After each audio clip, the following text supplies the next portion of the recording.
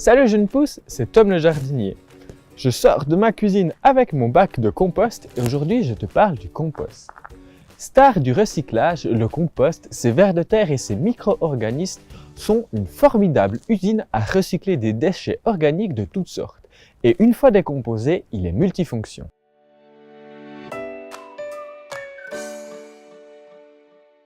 Le tri et le recyclage des déchets organiques sont le b.a.-ba du jardinage écologique.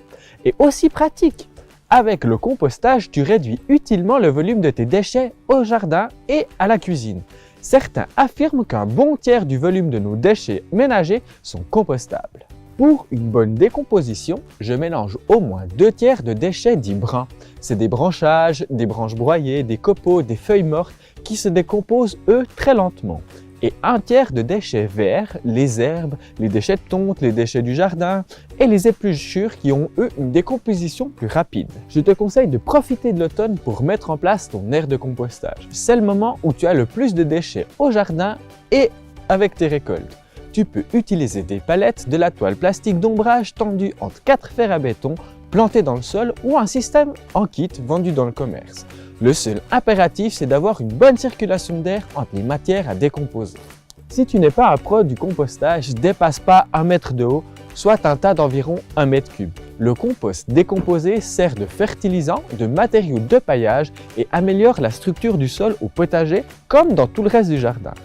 1 mètre cube de compost permet de satisfaire les besoins en fertilisation d'un jardin d'environ 500 mètres carrés. Attention, ton compost n'est pas une poubelle, sois sélectif avec tes déchets ménagers. J'ai dit des épluchures de légumes ou de fruits, de la cendre de ta cheminée si tu en as une, de la sciure ou des copeaux de bois non traités. Ton marc à café avec le filtre en papier, tu peux. Tes feuilles de thé infusées aussi. Première chose à faire, c'est y choisir une place à l'ombre. Choisis un endroit ombragé et discret de ton jardin. Dégage toute la végétation sur une surface d'au moins 2 mètres carrés. Aplanis et tasse la terre à nu. Sur le mètre carré, installe ton système pour retenir tes déchets en tas.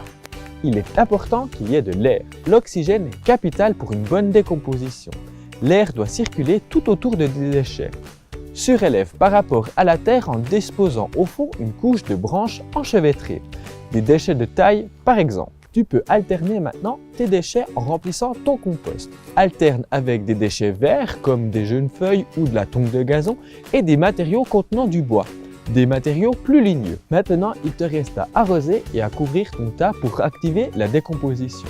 Au bout de quelques jours, vérifie que ton tas dégage de la chaleur. C'est normal, c'est la décomposition qui commence. Après 4 à 5 mois de maturation, il est temps de retourner ton compost à la fourche. Fais attention à ce qui est dessous, se retrouve dessus et confectionne un nouveau tas. C'est beaucoup plus facile si tu disposes d'un deuxième silo à compost. Voilà, tu sais maintenant tout sur le compost. Ma dernière astuce si tu as regardé ma vidéo jusqu'à la fin, c'est de mettre dans ton compost que des végétaux sains et pas des végétaux malades. Voilà, maintenant il ne me reste plus qu'à te dire abonne-toi à ma chaîne si tu as aimé ma vidéo et pour être tenu informé des suivantes. Mets un pouce vert, ça m'encourage et à la semaine prochaine. Ciao jeune pousse.